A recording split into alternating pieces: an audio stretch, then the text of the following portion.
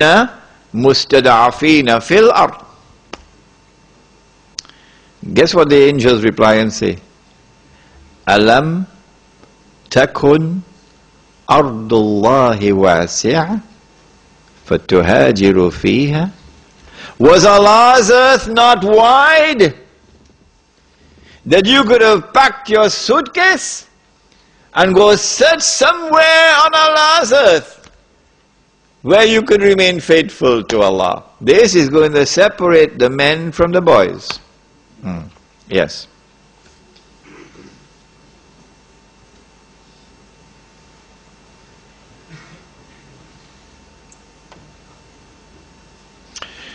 When Muslims are shy in sparing even $5 a week, what is the prospect for such Muslims to form a Muslim village? I said it. I anticipate those who are 17, 18 and 19 and 20, 21 and 32, who come to attend my lectures or who listen to the tape recording when I'm gone. I said, I think these are the ones, the young ones. Allah will put a fire in their hearts, and these young ones will build a village. But if the old people want to come along, they're welcome. They're welcome. However, to buy the initial land, you have to find capital. So you have to find those in whose hearts Allah has put a love for the deen, and who are prepared to invest, not to give, to invest their capital. Because once the land is bought and you got permission from municipal authorities for housing on part of the land, you can now sell house parts at a very moderate price and recover money which was invested. You're going to be selling farmlands in plots and recover money which was invested. So the money which was invested will be recovered. It's not charity. When the Muslim village is established, people who are poor can come now and live in this village. Because you don't need 500,000 Australian dollars to buy a house. What happened? Yours cost more than that? So you don't have to borrow money through the front door or through the back door. Because in Indonesia, I told you, the Muslim village will have bamboo houses, beautiful bamboo houses. And when the Messenger of Allah returns, you know which one? Nabi Isa alayhi salam, and you offer him a choice, the bamboo house or the $500,000 house, guess which one he's going to choose?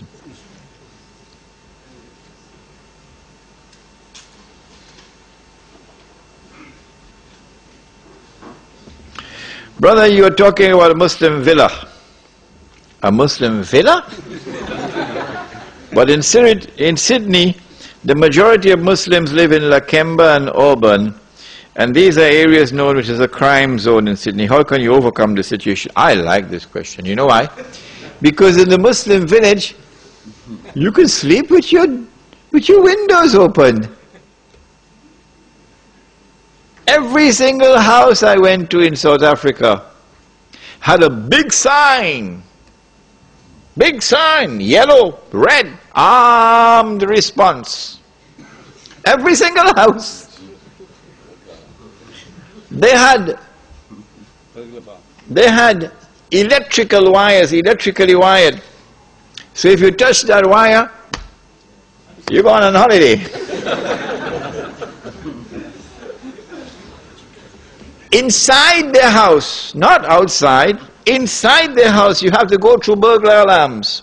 Inside the house. And then the last one is where they're going to be sleeping. This is what I saw in South Africa. So I said to them, in the Muslim village, you could sleep with your window open. Why? Because the village would have its own collective security. This is private property. No one can enter this city, this village, without our permission. Okay? And we have one entrance into the village. You're going to pass through that entrance. The village would have its patrols. So you're not going to sleep every night. No. Imam would have to spend 1 or 2 nights on patrol. Yeah.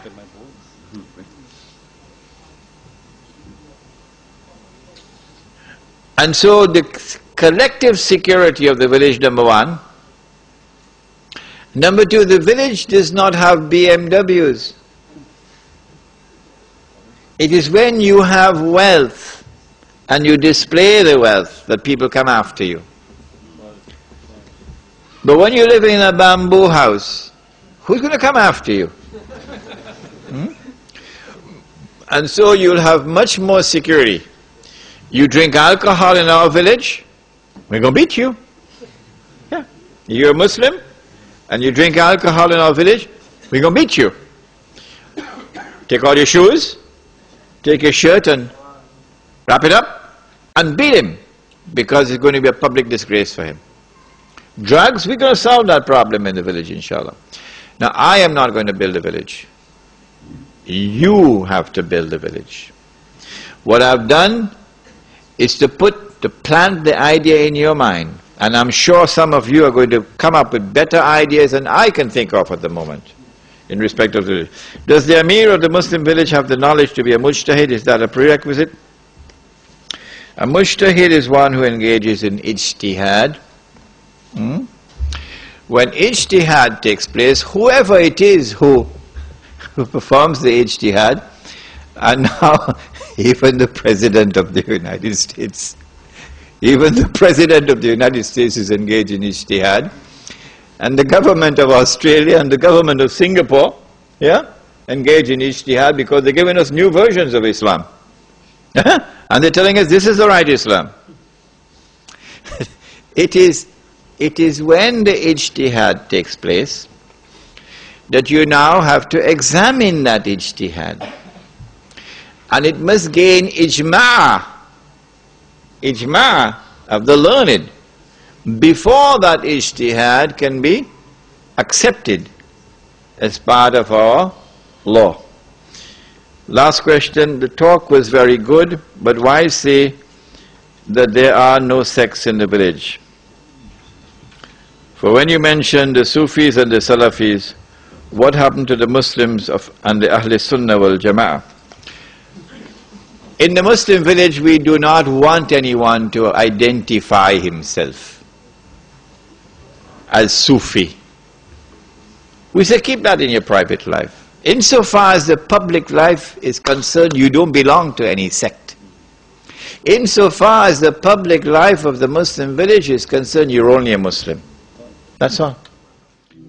يا بيت القدس لنا أمل ستعود القدس لأمتنا ونطهر ساحتك العذراء وننشر فوقك رايتنا القدس تنادينا